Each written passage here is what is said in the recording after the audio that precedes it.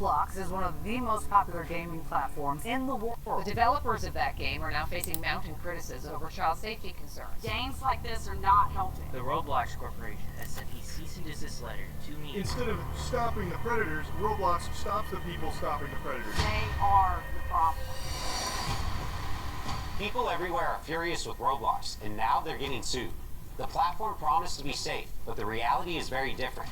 So today, I'm breaking down the entire case, even meeting with some of the biggest YouTubers. And then, on behalf of everyone, I'm helping to sue Roblox. This summer, Roblox was hit with a massive lawsuit centered on a young player known as DH. The lawsuit claims she joined the platform after believing the company's promise that it was safe and educational. While using Roblox, she was allegedly approached by an adult misrepresenting who they were, and the platform's moderation systems didn't catch it. She was later taken from her home and abused by the same individual. And she's not alone. Since 2018, police have arrested at least 24 people accused of misusing Roblox to contact young users and move chats off platform. Some had prior records. Others were people in trusted roles, like teachers, nurses, even a cop. Even Roblox has reported over 13,000 flagged incidents on its platform, a huge jump from roughly 3,000 the year before. Roblox says that's just a small fraction compared to all US reports.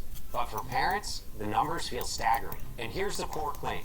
The lawsuit argues Roblox allegedly knew these risks, but kept selling parents on the idea of a safe digital playground. Even some of Roblox's biggest creators are speaking out. Take Schlepp, a YouTuber with over 1 million subscribers. When he was younger, he says he had a troubling experience involving a Roblox developer. All that happened to me, it totally messed me up mentally. It made me have to go into therapy and psychologically messed with, relationships that I had until this day. I mean, it's something that, it was messed up.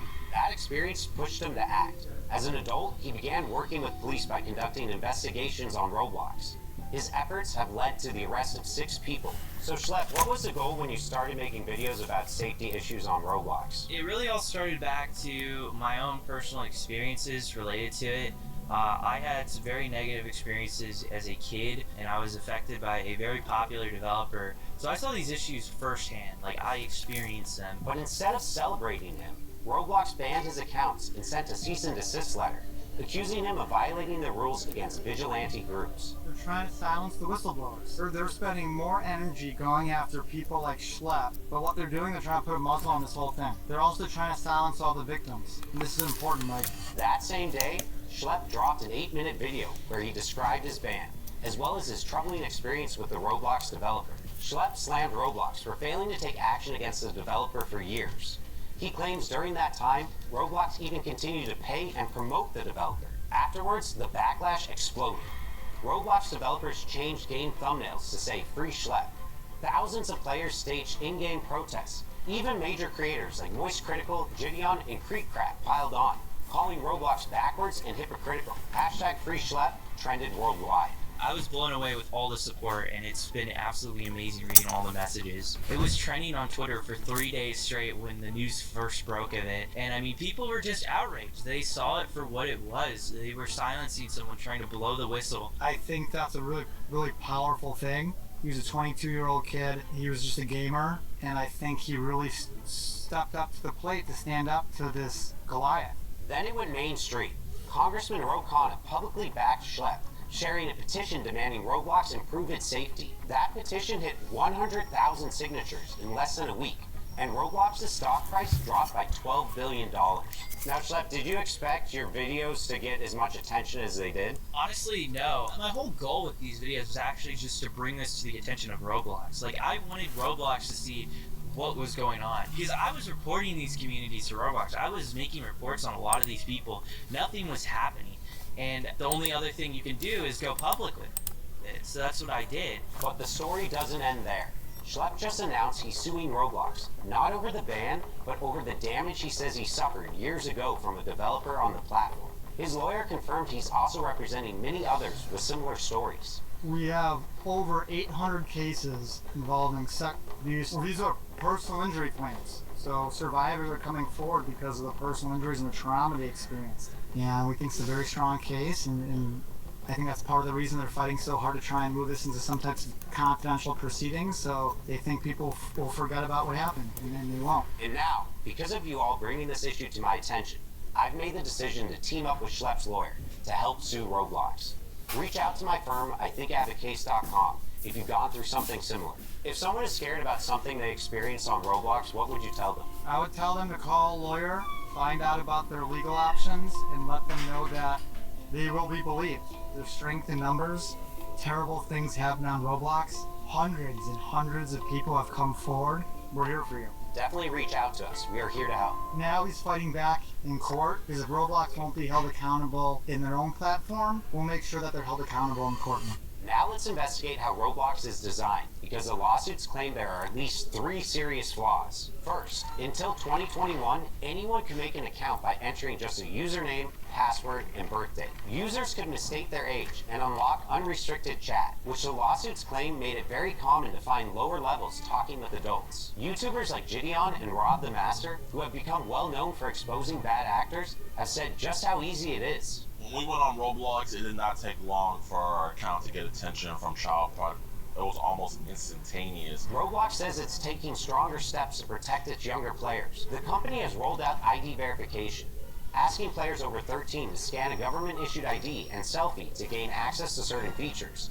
It's also testing age estimation, where machine learning guesses a user's age from a short video. And new features like trusted connections are meant to limit deeper chat and voice features to people you actually know in real life. You know, we weren't just finding 1 or 2 peppers on there. We've caught 6 off of the game itself. And not only that, we've had dozens of these guys just contacting a group or decoy that we sadly weren't able to catch. And the real sad thing out here is that Roblox is going around telling parents that they're one of the safest apps for children, when from my own experience, that's not the case. Even with ID checks and trusted connections, the scale of the platform makes full protection something that has to be taken even more seriously. Unless you wanted to play the 17 plus mic-up games and stuff like that. Anybody can pretty much sign up for Roblox. Next, the game uses in-game currency called Robux.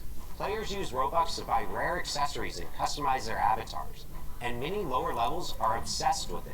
The lawsuits point out these players even say they do anything for Robux. So bad actors can take advantage of that by dangling Robux to gain control. And third is the lack of moderation. In 2017, the company claimed it had thousands of moderators working 24/7, plus advanced filters blocking unsafe content. The reality looks very different. For starters, Roblox has hosted many games with questionable themes, including Run from Diddy Simulator, Shower Simulator, and Bloody Battles. The fact that these games even existed undercuts Roblox's claim of being a safe, moderated place. But it's not just the games that are concerning. Roblox is now the go-to social platform for younger audiences. 78 million users log in every day. The platform processes more than 50,000 chat messages every second. Roblox claims its AI and human reviewers scan all of it, text, audio, and images. But here's the problem. The company allegedly employs only about 3,000 moderators. Compare that to TikTok, roughly 3 times Roblox's daily users, but over 13 times the number of moderators on staff. The reason for the lack of moderators is allegedly due to Roblox's focus on growth over safety. In fact, 8 current and former trust and safety staff describe ignored requests for more resources, backlogs of incident reports, and even a manager quitting after promised hires never showed up. Some say protective features they suggested, like pop-up warnings, were rejected, and safety settings, like blocking strangers in chat, were switched off by default. Once again, Roblox points to AI moderation as a solution, but employees admit the tech still misses the subtle signs of unsafe behavior. And the gaps aren't small. The filters block words like Snapchat or Discord, but people get around them by using emojis or by tweaking the spelling a little. Even phone numbers are apparently blocked if you type the digits, but not if you just spell them out. The lawsuits argue that these kinds of loopholes prove Roblox knows the risks of off-platform communication, yet it still leaves these obvious workarounds wide open. In court, the usual defense might not save Roblox. Most platforms lean on a law called Section 230 of the Communications Decency Act, and that law protects websites and apps from being sued over what their users post. That's why Instagram or YouTube don't get dragged into court every time someone uploads something harmful. But the lawsuits against Roblox aren't just about what users post. They're about the company itself. Lawyers argue Roblox designed the platform in risky ways, marketed it as safe, and then ignored clear warning signs. And at least one court has already said Section 230 doesn't cover misrepresentation. So if Roblox tells parents this is safe, and it's not, that responsibility falls on Roblox, not the users. That's why these lawsuits matter to me. They represent more than just a few individual complaints. They're part of a broader movement, pushing tech companies to take accountability, especially when their platforms are hurting younger players. Now multiple cases are moving forward, and a